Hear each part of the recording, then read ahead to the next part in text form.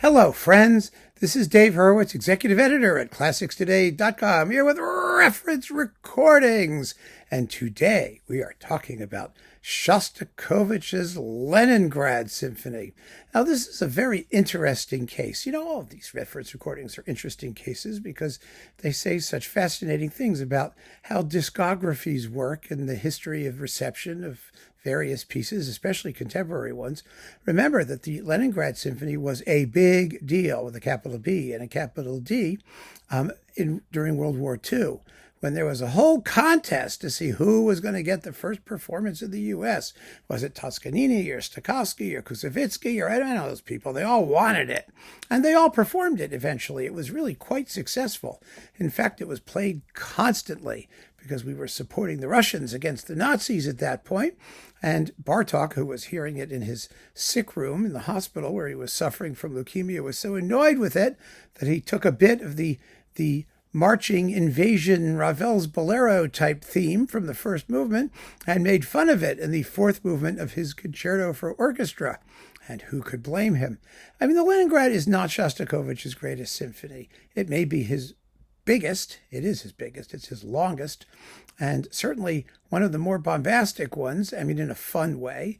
It has lots and lots of very, very beautiful music in it, but also lots of repetition. And so a great performance has to, essentially make light of the longeurs with which the piece is sprinkled, let's put it that way. It's fun to listen to. It really is. It's a fun piece because the end is designed to just raise the roof, which it normally does. But there are basically two ways to do it.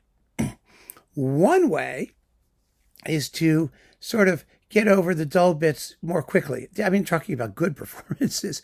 Bad performances have no clue what they're doing. They never do. But a good performance will sort of get over the dull bits more quickly than not. That means particularly the outer sections of the first movement and bits of the slow movement, because the slow movement, which is extremely beautiful and very dark and emotionally intense, has an ending where it slowly sinks back into darkness by repeating the same sort of confabulation of ideas several times, only progressively, thinner and less noisily. And that's tough. I mean, it's hard to pull that one off. It really is. And then, of course, with the finale, you just need to play the living daylights out of it. That's all there is to it. And you're in business. The scherzo also more or less takes care of itself. It's a lot of fun. And so, one way, like I said, is to make sure the tempos stay perky. The other way, which is the way of, what was that? Excuse me, I have no idea. I got a text message. Okay. The other way, which is the way our reference recording handles it.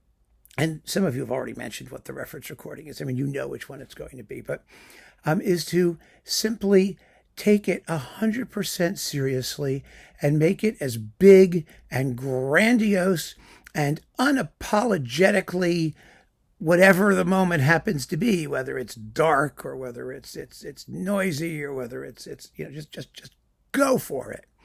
Go for it and take your time doing it. Convince everybody how great it is by playing it like a piece that has all the time in the world to make its points without being ridiculous. I mean, without being ridiculously slow, gratuitously slow.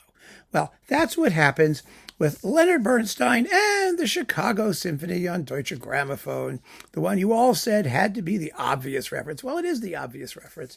But the interesting thing about it is that this was recorded in 1988, here we go, in Orchestra Hall in Chicago. And it's a fairly late performance in our perusal of reference recordings. Because remember, Bernstein recorded it before for Columbia, and he cut the first movement. He cut some of the repeats, the woodwind variation of the do, do, do, do, do, and then the bassoon goes.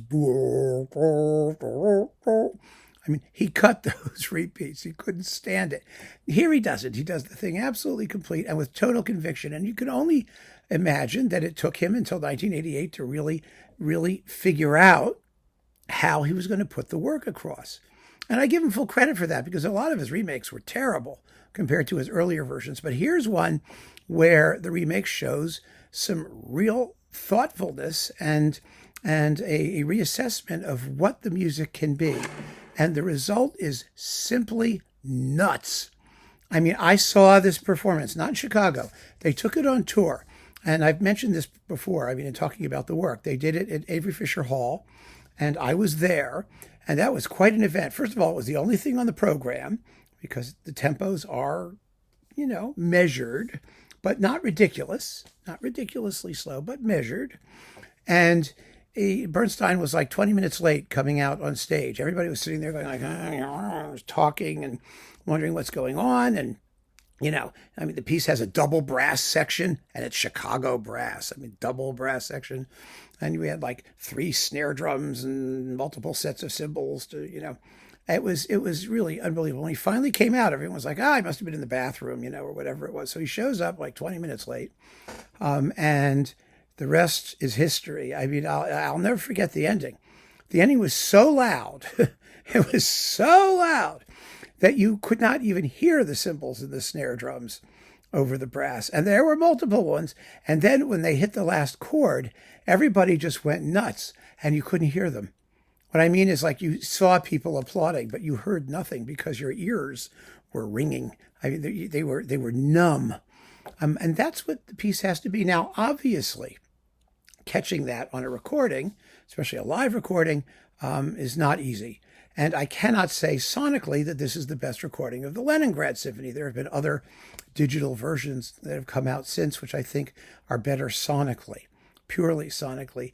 But you do get that sense that the orchestra is ready to destroy the microphones and the audio equipment. They're trying, those DG engineers. Oh, they're trying.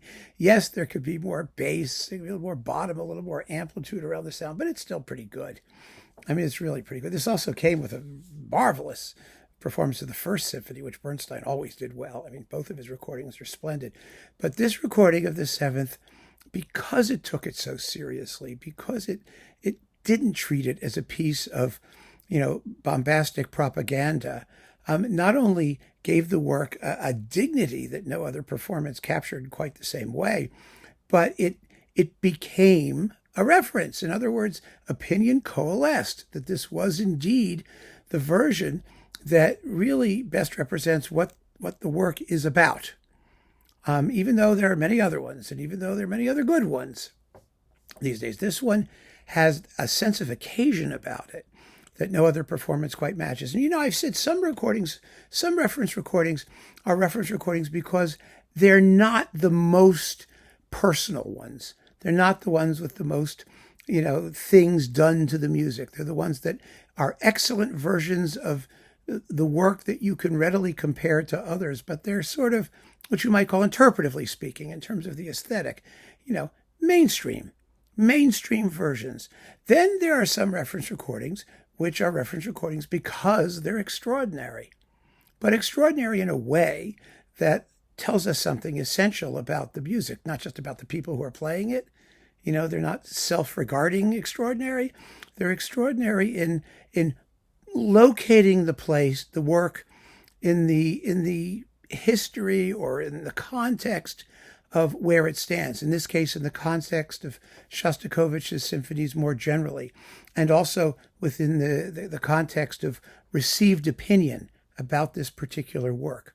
And that's what makes this the reference, because it's just such an extraordinary performance of a hitherto perhaps somewhat misunderstood or ridiculed piece of music. And it's amazing. No question about it.